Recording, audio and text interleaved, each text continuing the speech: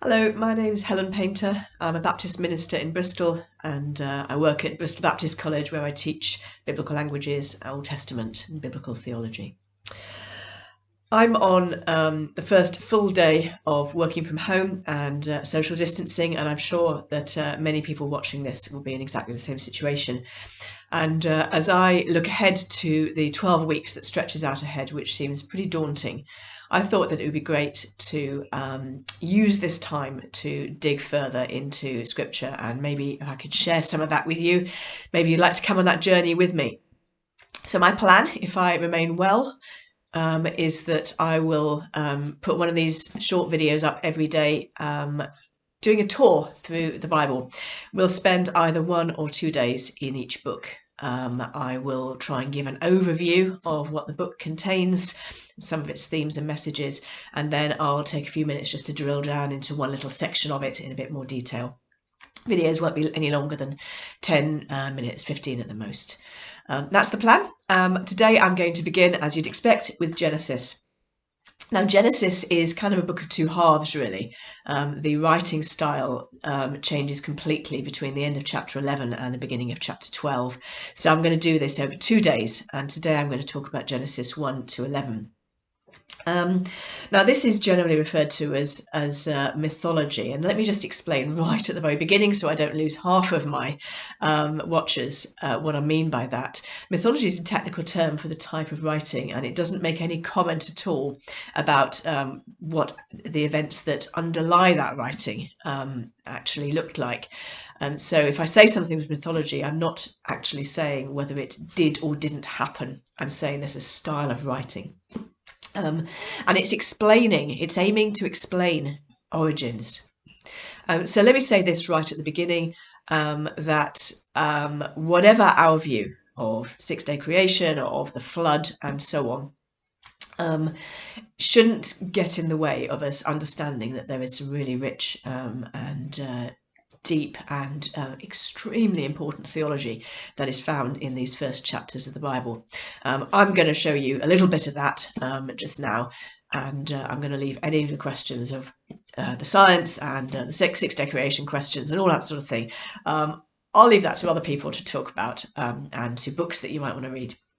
But there's some really important things to show you here. So Genesis 1 to 11 is what we find within these this style of writing. Obviously, Genesis 1 is the creation account. Genesis 2 is a slightly different version of that creation account, and we get some similarities and some differences between those.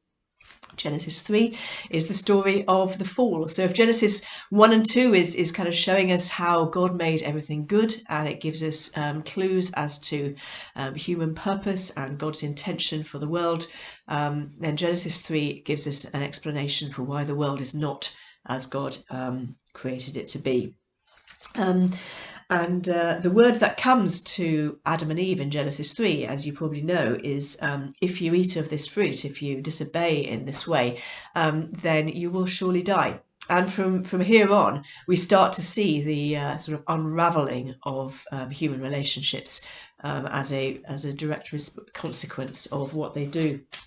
And so in Genesis 4, we have the story of Cain and Abel, the first murder, the first fratricide.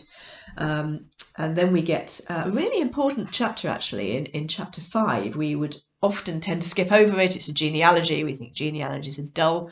But the key thing about this genealogy is if we remember that God has said to Adam and Eve, you will surely die when you eat this fruit, then what we see in this genealogy is we see that being lived out, and we read of each of these men and how long they lived, having a son in their own likeness. That's quite significant, because in the bit we're going to drill down on in a minute, we're going to remind ourselves that humanity was created in God's likeness, and this is being clearly transmitted in this genealogy, that Adam has a son in his own likeness, and so on.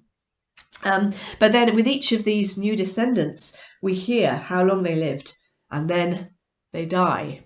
And to us, that's kind of standard. Well, we know that people die, but it's supposed to, within the way that this story is being told, it's supposed to be very shocking, because to begin with, there was no death. Then, of course, we get the account of the flood in Genesis chapter 6, 7 and 8 and 9. There's a sense in which everything that God has done in creation gets kind of undone in the flood. The actions of creation, which are of kind of clearing back water and dry ground emerging. We see that quite clearly in Genesis 1. It always reversed in the flood, and then redone as the ark settles, as the waters subside. Then waters once more push back, dry land emerges, and once again a man steps forward in this brand new world, if you like. So the flood is very much set up as another, or as a new creation event, and this is something that if we're able to follow this series through, then we will start to see that the patterns of creation just keep coming back, and the flood is the first place that we see that. Then in Genesis 10 we get the Table of Nations, which starts to explain the diversity of humanity upon the face of the earth. And then in Genesis 11 we have the story of the Tower of Babel. And then we get the very beginnings of the Abraham story, and it's at that point that the style of writing changes, and that's what we'll pick up tomorrow. So we've got some really important themes here. We've got the theme of God creating the world, and as he looks at it at every stage, he says it's good, it's good, it's good. Then he creates humanity, and he looks at it and he says it's very good, and we're supposed to notice the difference there. And we have the theme, as I've said, of disobedience and death and the consequences of that. The flood is a story of God saying, very well, have it your own way, if you like, to humanity, which is embracing the chaos that God has in creation, has kind of put bounds around, but humanity embraces that chaos, pushes back in, and the flood is a kind of inundation of chaos. It's a decreation event. New creation, Noah steps out as the very beginning of that new creation, if you like, in these kind of deeply mythic terms. Let me try and drill down on one thing from Genesis 1. There's so many rich themes, and I'm fond of saying that whenever I'm asked a question about theology, about what's going on in the Bible, about how we understand things, I almost always say, well, actually we need to go back to Genesis 1 to 3 in order to understand this. And there are so many rich theological themes that begin in Genesis 1 to 3. Let me show you a couple of them from just a couple of verses. I'm using the New International Version here, and I'm reading from Genesis 1, beginning at 26.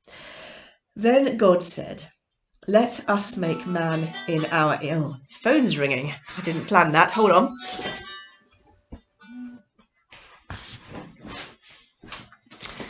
That proves this is real, and this is not... this is a real isolation. I'm stuck at home in isolation video. This is not a fancy studio thing. I've muted my phone now. Genesis 1:26. Then God said, let us make man in our image, in our likeness, and let them rule over the fish of the sea and the birds of the air, over the livestock, over all the earth, and over all the creatures that move along the ground. A couple of things to notice there before I go on. We have let us make man. Now that is the word Adam, which is a kind of, although it's used later as a personal name, here it's really a kind of generic sense. It's a singular word, interestingly, but then immediately we get this plural, and let them rule over the fish of the sea. So there is a sense of this creature that is described here, encapsulating the whole of humanity, and it is the whole of humanity that is to rule and govern in this way. And that is made even clearer then in the couple of verses that follow. So God created man, there's this Adam word again, in his own image. In the image of God he created him, male and female, he created them. So here we've got man, and then we've got male and female. So this Adam creature includes male and female. Male and female are both made in the image of God. There's no hierarchy here. There's no sense of one imaging God better than the other. Both created in the image of God. The idea of the image of God is something that is often misunderstood. It certainly doesn't talk about our physical appearance. Sometimes we talk about it being our character and our creativity and our sense of love and spirituality and so on. And I'm sure that's part of it. But in the mind of the ancient writer, and we know this because we can read things that he wrote and the other writings of the day as well, which are operating in the same worldview. In the mind of the ancient writer, the image that's being pulled up here is how a king conducts himself when he wants to demonstrate his rule, his governance in his land. And he will set up an image, a statue. Later on there'll be coinage with images on, but at this point when this is written, probably not coinage, but certainly statues. And when you see the statue, you know that the statue the person that is represented in the statue reigns in that place. And the other image, which is similar, which is every temple has an image of the deity within it, within the ancient world. And there were many, many gods and deities that were believed in those times. Every temple had an image of the deity within it. The way that Genesis 1 is being described here is the creation is looking very much like a temple. There's lots of language that's sounding like a temple. The instructions that are given to Adam and Eve are used in language that sounds like what the priests are going to be asked to do later. But of course, we will know, you probably know, that the temple that's going to be built much later has no image within it. And here in this Garden of Eden, which is the very first temple God creates, he puts the image of the deity within it. He puts his own image, and here's Adam and Eve, the image of God within the Garden of Eden. So we are representing God to the world. And then that is made even clearer in the verses that follow. God blessed them and said to them, "Be fruitful and increase in number, fill the earth and subdue it, rule over the fish of the sea and over the birds of the air, and over every living creature that moves on the ground." This is the primary expression of the human vocation. Be fruitful and multiply and fill the earth. And as we think about what that looks like in our own world, I don't think it's just about having babies, although clearly it's part of it, but there's something about human flourishing, and we can contribute to that in many ways.